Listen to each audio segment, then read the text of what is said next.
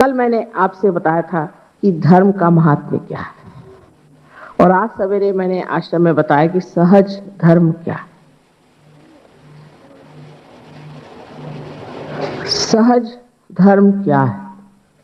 आज आपसे मैं बताने वाली हूं कि धर्म की क्या आवश्यकता है और किस प्रकार हम आत्मा को प्राप्त होते हैं। धर्म की आवश्यकता संतुलन के लिए। आज आपने देखा कि तबले पर वजन, जिसे कहते हैं वजन, कितना संतुलित था। हाथ का वजन सितार पर कितना संतुलित था। कहाँ वजन देना है, कहाँ नहीं देना, कितना उसका अंदाज बराबर था। इसी प्रकार जीवन का भी वजन संतुलित रखना चाहिए। संतुलित रखने के लिए मनुष्य को किसी भी अति पे नहीं उतरना चाहिए। कोई है कि अपनी इच्छाओं को इस कदर ज्यादा महत्व देते हैं कि उसके लिए कोई सा भी कर्म नहीं करते, और कुछ लोग अपने कर्म को इतना ज्यादा मानते हैं कि इच्छाओं की तरफ ध्यान ही नहीं देते। लेकिन जो मनुष्य अपना जीवन संतुलित रखता है, उसके अंदर इच्छाएं भी संतुलित रहती हैं और उसका कर्म भी। जैसे एक उदाहरण के लिए समझ लीजिए कि मैंने ये सोचा कि मैं भी इतना बड़ा हॉल खड़ा करूं। समझ लीजिए अब इतना मेरे पास तो पैसा वैसा है नहीं और ना जमीन है, तो मैं इतना बड़ा कैसे खड़ा कर सकती हूँ। पर मैं अगर सोचने लग जाऊं कि नहीं मैं करूंगी ही, अब उसी जिद में मैं पड़ जाऊं, मेरे मन में ये इच्छा हो जाए कि मैं जा करके और गवर्नर साहब के घर में रह जाऊं, तो क्या वो इच्छा पूरी हो जाएगी? लेकिन जब मैं उस कर्म में लग जाऊंगा तो पता होगा कि ये इच्छा जो मैंने की संतुलित नहीं, क्योंकि जो कर्म में नहीं उतरती है वो इच्छा बेकार है। अब दूसरे लोग जो होते हैं अतिकर्मी, जैसे कि इस दिल्ली में बहुत सारे, कारण ये सरकारी नौकरी जो करने निकले तो सुबह के गए हुए रात को 11 बजे तक जब तक नहीं आएंगे तो सोचते ही नहीं कि उन्होंने अफसर को दिखाया कि हम काम करते। और अफसर लोग सोचते हैं कि जब तक वो 1 बजे तक रात में दफ्तर में नहीं बैठेंगे तब तक मिनिस्टर साहब मानेंगे ही नहीं कि वो काम करते। पागल जैसे बिल्कुल काम में लगे रहे, काम में लगे रहे, काम में लगे रहे,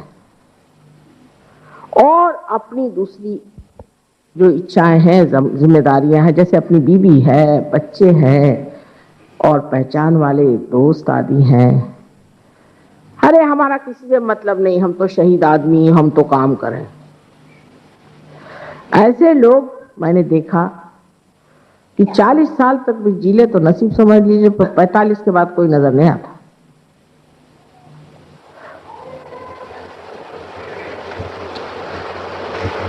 लेकिन जो आदमी संतुलित होता है वो काम भी अच्छा कर सकता है, बढ़िया काम कर सकता है, एफिशिएंट भी होता है और उसका बुढ़ापा भी अच्छा कटता है।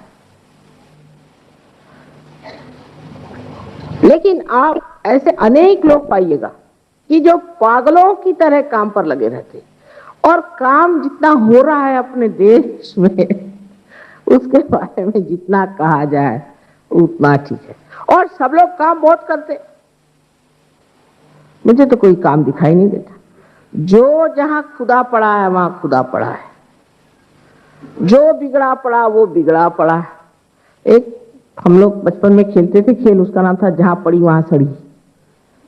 वो चीज अपने देश की है, लेकिन अपने यहां जितने लोग काम करते हैं उतने तो कोई भी देश में लोग नहीं काम करते, और सबसे इनएफिशिएंट देश अपना। उसकी वजह यह है कि एक हद तक पहुंचने पर ये कर्म करने वाला भी थक जाता है, उसको दूसरी साइड भी देखना चाहिए।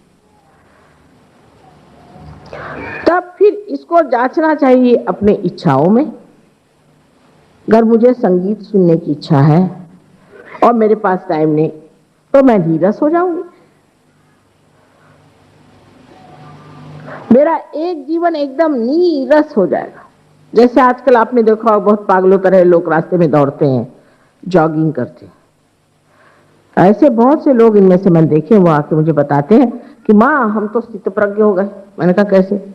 मेरी माँ मर गई तो भी आंसू नहीं आए, मेरे बच्चे मर गए मुझे कुछ परवाह नहीं, मेरी बीवी मर गई मुझे परवाह नहीं। अरे वाह, ये स्थितप्रज्ञ की भाषा कहां से आ गई? इतने नीरस हो जाते हैं। फिर अपने हठयोगी होते जो सर के बल खड़े होते हैं और बहुत ज्यादा राइट साइडेड, आज सर के बल खड़े हुए तो पता नहीं कल क्या अतड़ियां निकाल देते हैं पेट में से। मेरा तो घबराहट हो जाती किसी को देखती हूँ, बाप रे बाप अब क्या होने वाला। अब उसमें जो लग गए तो इतने ज्यादा उसमें घुस जाएंगे कि ये नहीं सोचेंगे कि हम किस लिए कर रहे हैं, ये पागलों की तरह उसमें भी लग जाए। और उसमें संतुलन न होने की वजह से ऐसे लोगों को हार्ट अटैक बहुत जल्दी आ सकता है। और सबसे बड़ी बात तो ये होती है कि इनका हार्ट ही पत्थर हो जाता है। ऐसे घरों में हमेशा डिवोर्स होंगे, बीवी से झगड़े होंगे, उनको कोई भी चीज अच्छी नहीं रहती, वो बिल्कुल हनुमान जी का अवतार हो जाते हैं।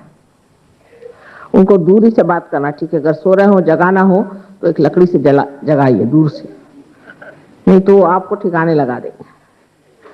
और जो दफ्तर में इतना ज्यादा काम करते हैं वो भी बहुत क्रोधी होते हैं।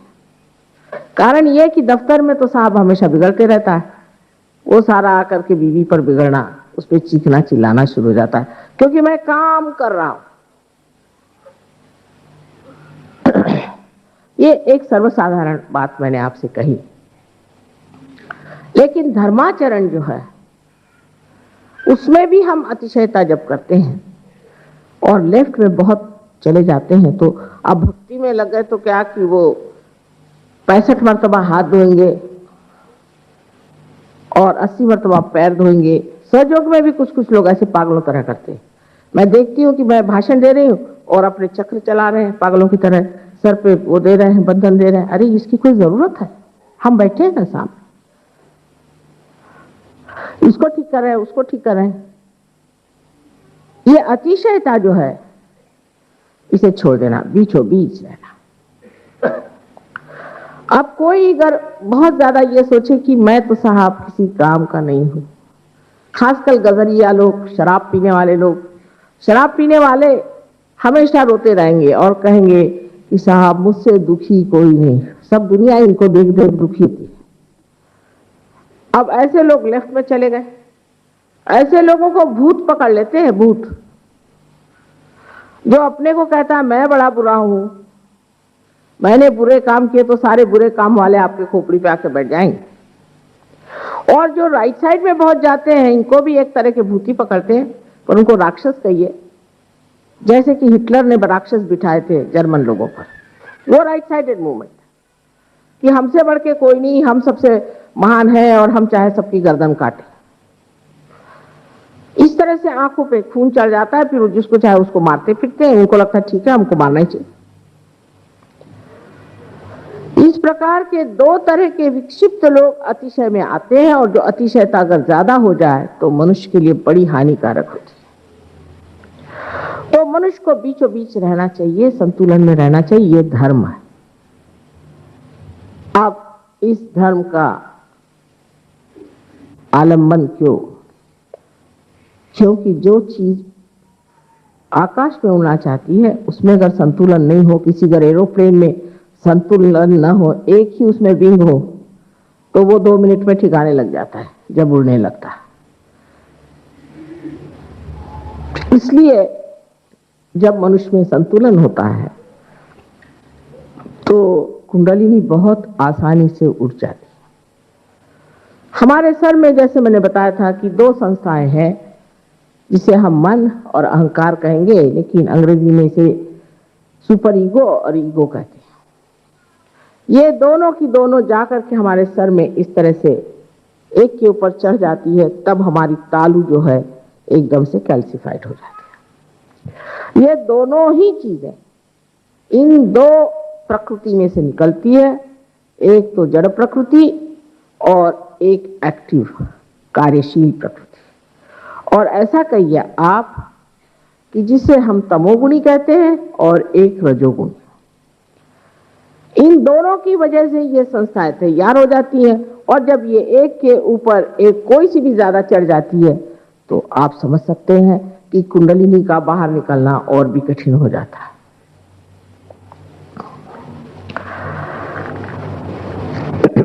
अब जब कुंडलिनी का जागरण होता है, जो कि शुद्ध इच्छा है, तो कुंडलिनी इन चक्रों से गुजरती हुई हर एक चक्र को पूरी तरह से आलोकित करती हुई आखिर ब्रह्मरंध्र में आती है और यहां पे भेद करके और यहां से बाहर निकल आती है। जैसे ही आज्ञा चक्र पे कुंडलिनी जाती है, शुद्धि से शुरू होता है, पर आज्ञा पे पहुंचते ही साथ हमारे ये जो दोनों संस्थाएं हैं अंदर की तरफ खींच जाती है। इन दोनों चक्रों में विशेष शक्ति है कि ये इन दो संस्थाओं को अंदर की तरफ खींच लें, उसका शोषण कर लें, उसको सुखा दें।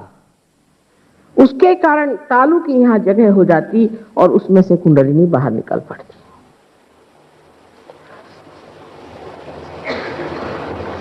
अब आत्मा के बारे में हमने सुना है कि आत्मा सच्चिदानंद स्वरूप है। सच्चित और आनंद, अभी भी अहंकार बहुत ज्यादा है यहां बैठा हुआ। सच्चित और आनंद ये आत्मा का स्वरूप माना जाता है। सत्य है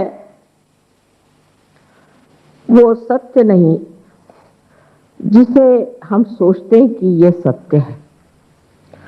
सोच करके जो जाना गया सो सत्य नहीं होता, क्योंकि विचार एक भ्रामकता कि आप समझ नहीं पाएंगे ये सच्चा है कि झूठा। अगर ऐसा नहीं होता तो क्यों फिर इस तरह के झूठे गुरु लोग इतने पनपते। दुनिया में कितने झूठे लोग संसार में कितना ज्यादा आक्रमण कर रहे हैं, कितनी बड़ी जगह पे लेकर बैठे हुए हैं। ये कैसे घटित होता है, ये क्यों घटित होता है? वजह यह है कि हमको केवल सत्य मालूम नहीं, हम जानते नहीं कि सत्य क्या है। अब समझ लीजिए, हम आपके सामने कुछ भी कह रहे हैं, कुछ भी कह रहे हैं, क्या ये हम सत्य कह रहे हैं या असत्य कह रहे हैं? क्या आप कह सकते हैं कि हम बिल्कुल सत्य कह रहे हैं, सत्य के सिवा और कुछ नहीं कह रहे हैं और यही केवल सत्य है? नहीं कह सकते। हो सकता है हम भी कोई झुठला रहे हो, आप हो सकता है। ये भ्रम बना ही रहेगा। कब तक? जब तक आप अपनी आत्मा को प्राप्त नहीं होते। जब आपकी आत्मा आपके अंदर जागृत होती है तो नस नस में वो शक्ति बहती है जिसे चैतन्य कहते हैं, जिसके द्वारा आप जान सकते हैं कि ये सत्य है या असत्य है। जैसे अभी आपको डॉक्टर साहब ने बताया कि उन्होंने सत्य को किस तरह से जाना।